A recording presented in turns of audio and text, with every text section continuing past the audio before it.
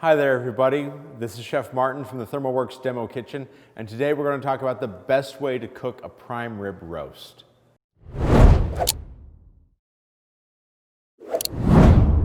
Everybody loves a big prime rib roast for the holidays, and it's easy to understand why. It's a big piece of meat, it feeds lots of people, it's rich, it's juicy, when you cook it right, it's just fantastic. I love it, and a lot of people do, but you know, there are some problems with prime rib. Well, today I want to show you how to get a prime rib roast that everybody's going to love, that takes care of some of those problems, cooks faster, is easier to carve and to serve, and gives you a second meal later on. It's going to be just phenomenal. You're going to love. What we're going to do is take the cap off of this roast. Now, first I have a little bit of butchery to do, so I'm going to go through that here real quick. So we have here this side muscle. This is mostly fat. We're going to take that right off. So we're going to take our boning knife, just kind of go down here like that, and kind of seam this out.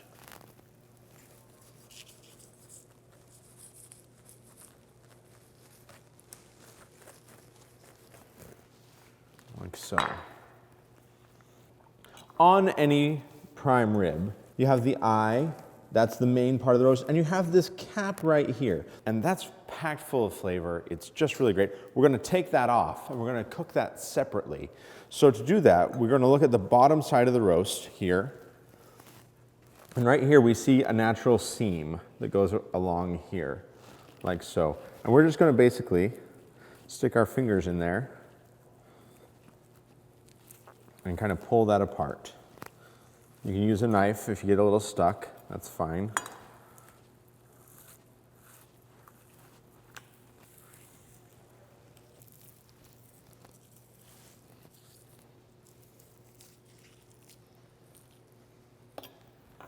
There we go. We have the eye and we have the cap. And we can cook those as two separate meals, as two separate dishes, and it's going to be just fantastic. Part of the advantage of doing this is that we're going to get rid of that excess fat on the loin. We're going to get rid of like the silver skin and the cartilagey bits that nobody really wants to eat, that always hide in the prime rib. So first we're going to trim the loin part of this up.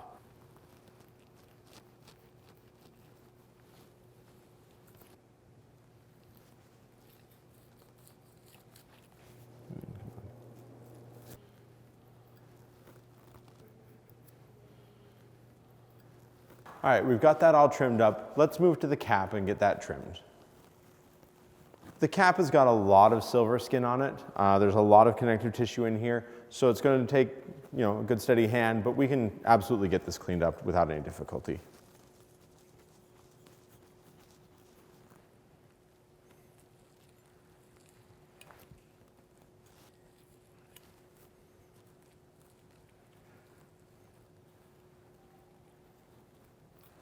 Okay, so we have these two pieces of meat now. We've talked about how this is easier for your guests to eat, but there are more advantages to cooking a rib roast in this way too. One of the advantages of cooking this way is just a straight up thermal advantage. A piece of meat that's this size and this big, that doesn't have a big old cap of fat on it, is going to be easier to cook, just like in the oven. It'll take less time, and that means you get dinner on the table with less stress, less oven being tied up.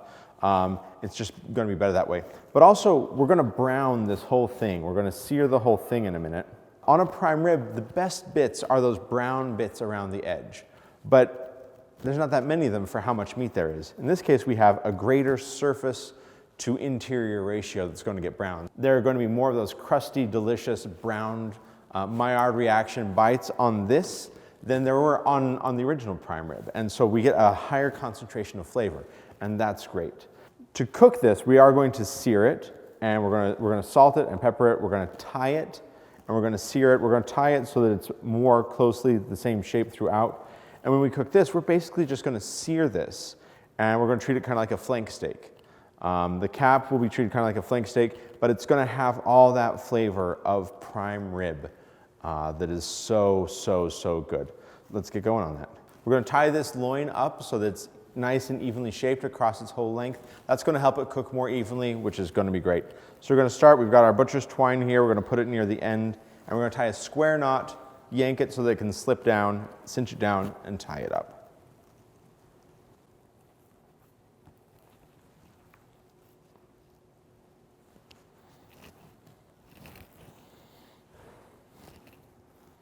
So to make these loops like this, you want to make a loop with the string on the end of the string, the loose string on the bottom,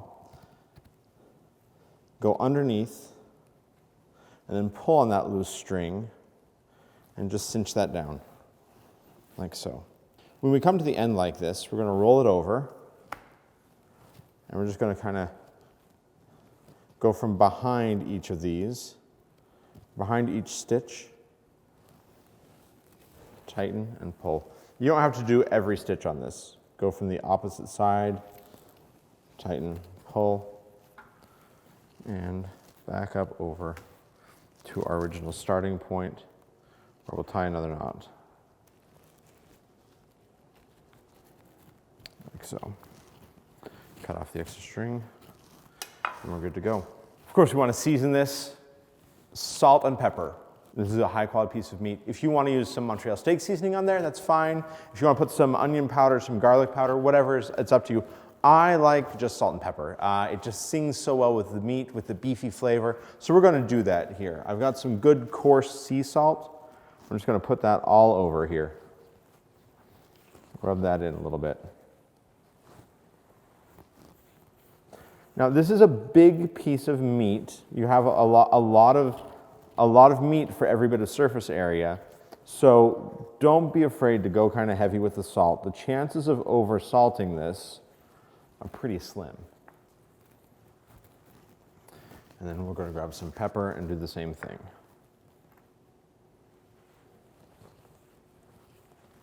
Pepper that fairly liberally. Because this piece of meat is so big, I'm going to be searing this on a flat top stove. If you don't have one of those and you want to sear this in a cast iron, you could cut this into 2 roasts. If you just have a smaller one, it's going to fit no problem. But the next step is to sear this. Searing is, of course, very important for any cut of beef. It's that Maillard browning, that browning reaction on the outside of the beef that gives it that really fantastic beefy flavor. That's what makes us want to take another bite of steak. It's the outside that gives us that, I want to keep eating. So I've got a hot flat top here. I'm just going to put a little bit of high heat oil on there.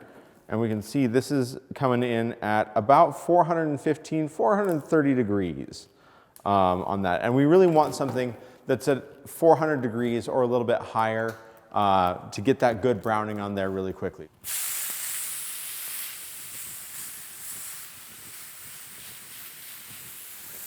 All right, we're going to go on to the third side here. You can see the lovely brownness we've got here on top, on the side. This is going to be really great. All right, one more turn to get the last side here.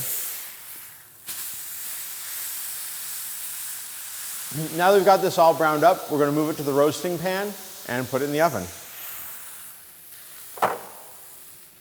The best way to cook this is to medium rare, and that means that it should finish its temperature out at 130 to 135 degrees Fahrenheit. By cooking it in a lower oven, 250 degrees in this case, we're going to have smaller thermal gradients, which means there's going to be less chance of overcooking the outside by the time the inside is cooked just right.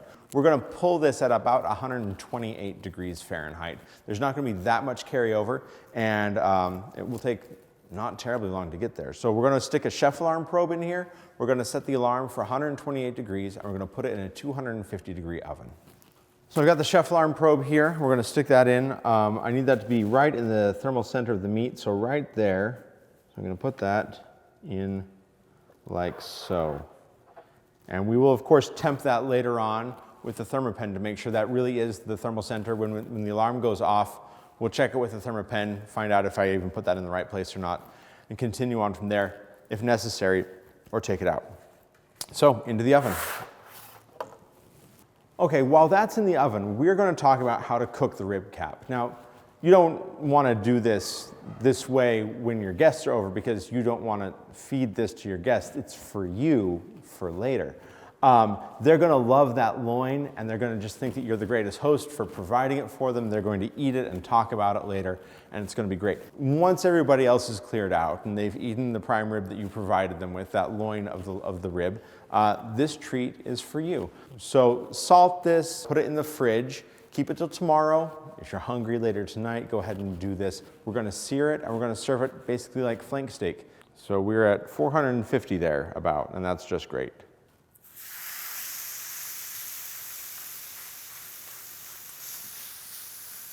This has been searing for a minute or two. We're gonna flip it now.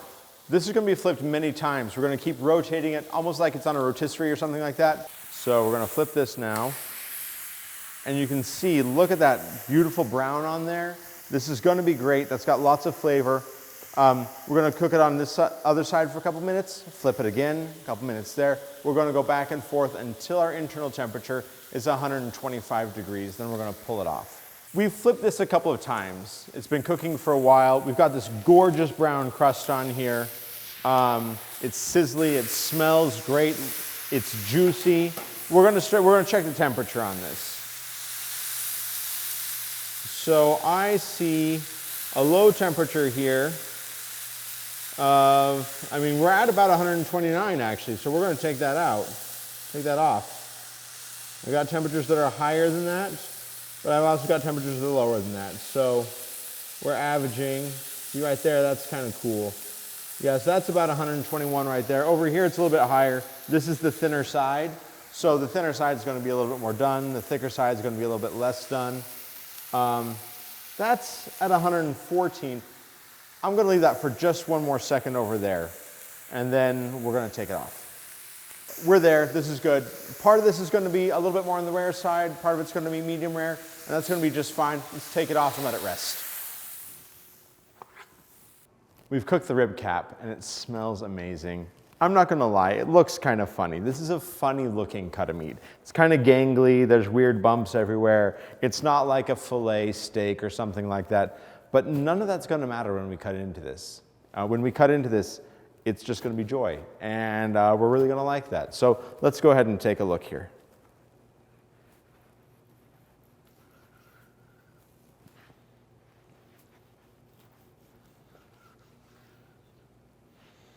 You can cut this as thinly as you like.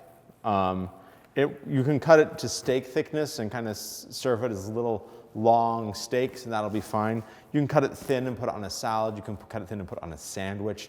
Amazing steak sandwich.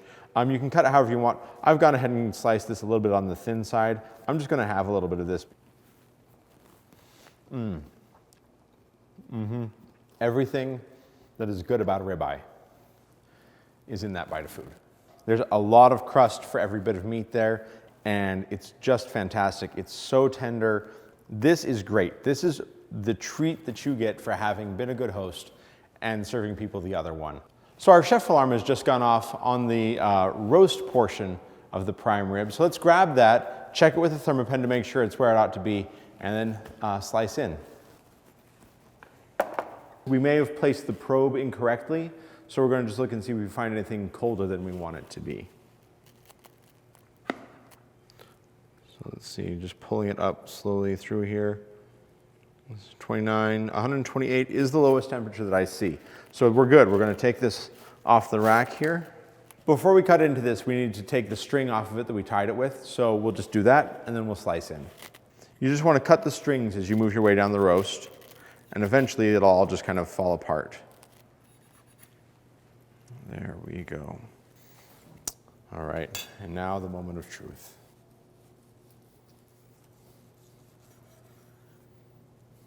There's juice just running out of that. It's super tender. It's nice and pink.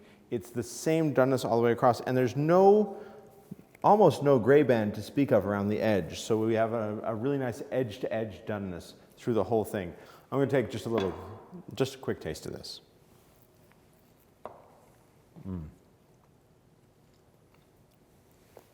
It's so beefy. It's so good. There's nothing in the way there. You can just eat the whole thing. This is just marvelous. If I was served this, I wouldn't be sad the rib cap was missing. If I was serving this to people, I'd be excited that I got to eat that later. this really is a fantastic way to do it. And if you follow the temperatures, you want to end up between 130 and 135 degrees for both of these. For the rib cap, on the high heat, that means pulling it off at about 125 degrees, maybe even a little lower. For the rib roast, that means pulling it out at 128 degrees, at 250 degrees in the oven. You cook it like that, you monitor the temperatures, you keep track of things, and you're going to end up with what is for sure going to be a crowd-pleasing dish. If you've enjoyed this video, please consider subscribing. Until next time, this is Chef Martin from the Demo Kitchen. Happy cooking.